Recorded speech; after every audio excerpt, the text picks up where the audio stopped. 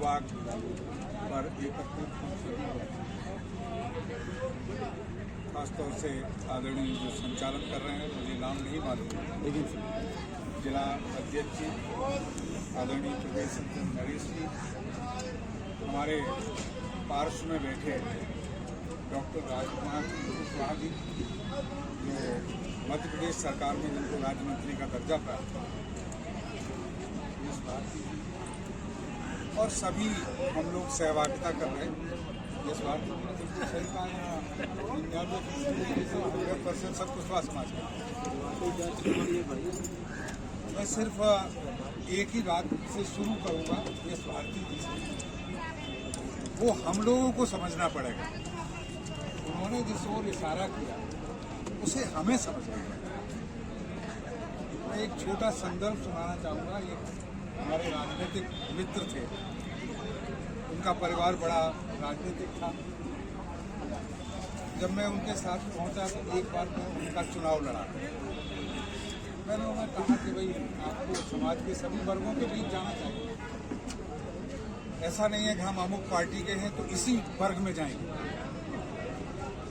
तो रास्ते में जब हमने अम्बेडकर जयंती में ले गए तो लौटते समय हमसे बोले कि सर मैं एक बचपन की बात आपसे शेयर करूंगा कि हमारे यहाँ एक पल्लेदार काम करते थे, वो जय भीम कहा करते थे। तो जब जय भीम कहते थे तो हम ये समझते थे कि महाभारत के भीम के लिए वो जय। अब हम बड़े हुए, आपके साथ गए, अम्बेडकर जयंती में गए, तब ये पता लगा कि जय भीम दलित समाज के लोग ज़्यादा करते हैं, और वो भी बाबा साहब भीमराव अम्बेडकर जी को लेकर। तो जब उन्होंने शुरू किया तो गौरव ने जाना, अगर इतिहास किसी कारण से जो समर्थ होता है, ताकतवर होता है, वो अपनी बात मनवाता है और दूसरों की बात को द्रोहित कर देता है, चाहे आप वो बात कितनी ही अच्छी क्यों हो। तो भले ही आपके सम्राट अशोक कितने अच्छे, भगवान बुद्ध आपके कितने ही अच्छे रहे हो, ज्योतिबा फूले कितने ही अच्छे रहे हो, दूसरों को क्या गर्ज पड़ी है। और अगर जो कहेंगे भी तो उनको अपना बनाकर कहेंगे, आप उनसे अलग हैं। हमने भी पढ़ा, सबने पढ़ा होगा कक्षा 5 में, जो हमारी उम्र के लोग हैं। अब तो पुस्तकों में कुछ परिवर्तन आ गया। देवदत्त और सिद्धार्थ कथा सबने पढ़ी, उसमें इतना ही लिखा था, क्षत्रिय वंश में या कुल में जन्मे शुद्धोधन के पुत्र सिद्धार्थ गौतम।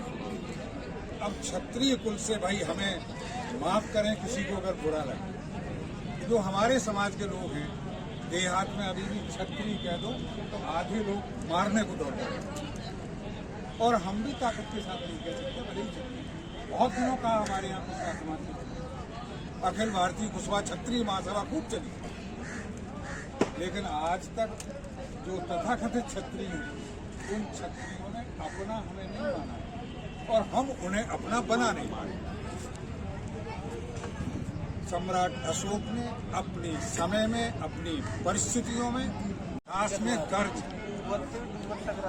इतिहास का हमें गर्व, कोई दोरा नहीं, इतिहास पर हमें गर्व होना चाहिए, इतिहास से हमें प्रेरणा लेनी चाहिए, लेकिन हमें अपना भूगोल भी ध्यान रखना चाहिए।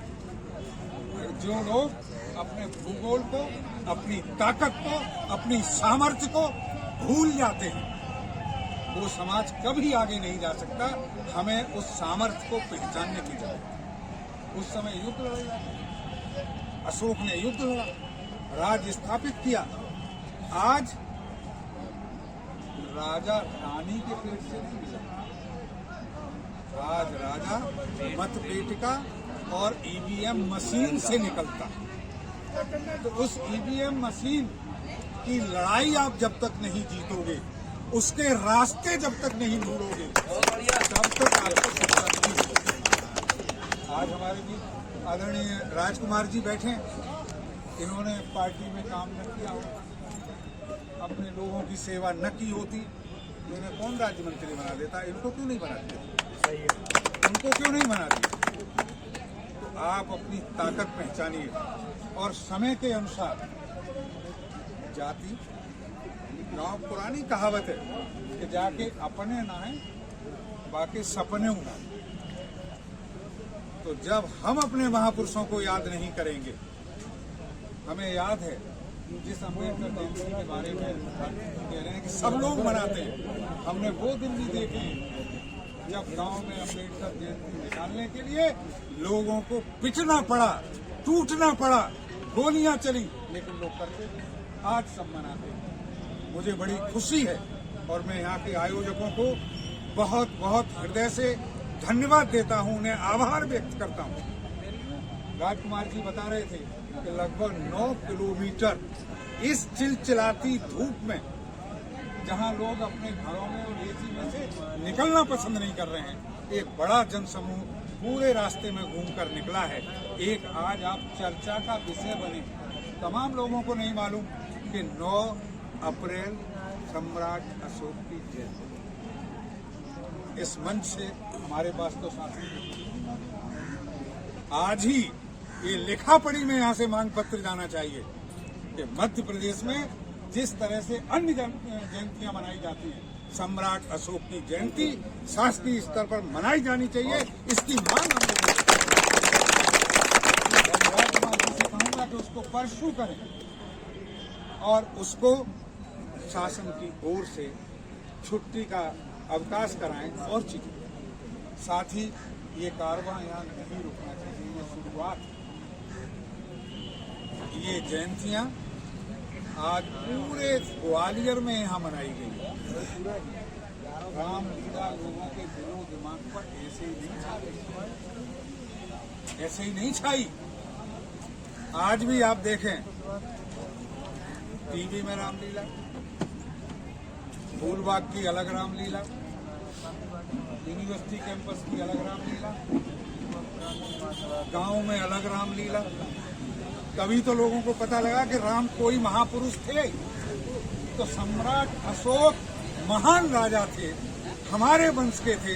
जब हम ही उनको नहीं मानेंगे तो दूसरे क्या? तो हमें मानना चाहिए।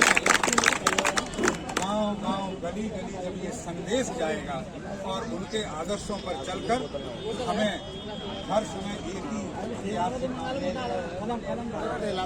कोई जमाना था भाई लाठी चलती थी। आज रूस यूक्रेन पे मिसाइल आज कब्जा करने के रास्ते ढूंढिए। जब आप विधायक बनेंगे, मंत्री बनेंगे, मुख्यमंत्री बनेंगे, तभी आलोचनाएं किसी की कर लो, किसी जाति की कर लो। आलोचना के बजाय आप अपने स्वत्व को पहचानिए, अपनी ताकत को पहचानिए और उस बाद में युद्ध तो आपको कोई नहीं पूछे। जब आप पर ताकत होगी तो लोग आपको प्रणाम करेंगे। आज जितने लोग आपके पास नहीं आते होंगे, उससे ज्यादा भाई साहब के पास आते होंगे, उससे ज्यादा राजकुमार जी के पास आते होंगे और शिवराज सिंह चौहान जी के यहाँ दरबार लगा रहता है सवेरे से शाम तक। क्यों? कि वो मुख्यमंत्री। तो हमें सत्ता में भागीदारी के रास्ते ढूंढने चाहिए। सत्ता से ही नाली निकलती है, सत्ता से ही सड़क निकलती है, सत्ता से ही समृद्धि आती है, सत्ता से ही ठेकेदारी मिलती है, सत्ता से ही सम्मान मिलता है। तो अगर अपने समाज को सम्मान पाना है, हम किसी से छीन नहीं रहे, किसी से झगड़ा नहीं कर रहे, लेकिन जो हमारा अपना जो हिस्सा है उसके लिए संगठित होकर, एकजुट होकर संघर्ष करना पड़ेगा, तभी आपको विजय मिलेगी। उससे पहले विजय नहीं मिलेगी।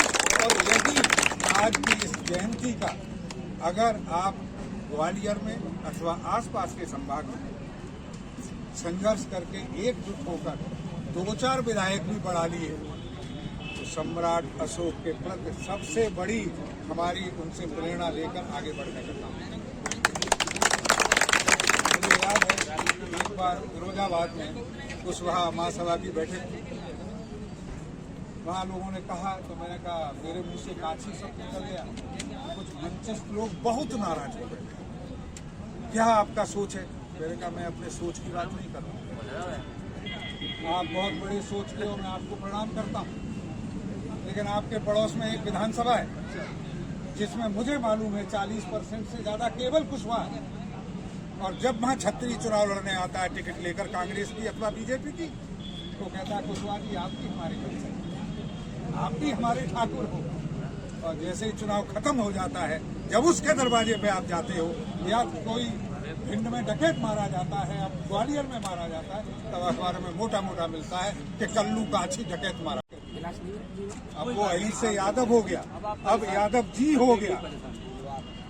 आप परेशान मत होइए, मैं कोई गर्मी में आप बहुत परेशान रहे, मैं बधाई दे चुका हूँ आपको। और जब लोग तलवार की लड़ाई लड़ते हैं, उस समय आप धूप में खड़े नहीं हो सकते, सुन नहीं सकते हैं, वो समाज आगे नहीं जा सकता। तो उसके लिए तो आपको तैयार रहना ही पड़ेगा। तो मैं अपनी उसी विधानसभा पे एक बार निर्दलीय प्रत्याशी लड़ा कुशवाहा, 18,000 वोट पाया, फिर जनता दल से लड़ा, और अब लगातार पिछले बार से 3 बार से उस खेरागढ़ विधानसभा पे कुशवाहा विधायक हो। आप ऐसे विधानसभाएं चिन्हित करिए, चिंतन करिए, वहां अपने पार्टियों से टिकट मांगिए, नहीं मांगे तो पहले निर्दलीय शुरुआत करिए और एक आइडेंटिटी बनाइए। मैं इन शब्दों के साथ एक बार पुनः जिन जिन लोगों ने इस कार्यक्रम में सहयोग किया है, और खास तौर से उधर वो जो नौजवान बच्चे उधर पानी पर, हम समझ रहे हैं कितनी तेज धूप थी, हमें वहां से यहाँ आते हैं परेशानी हुई।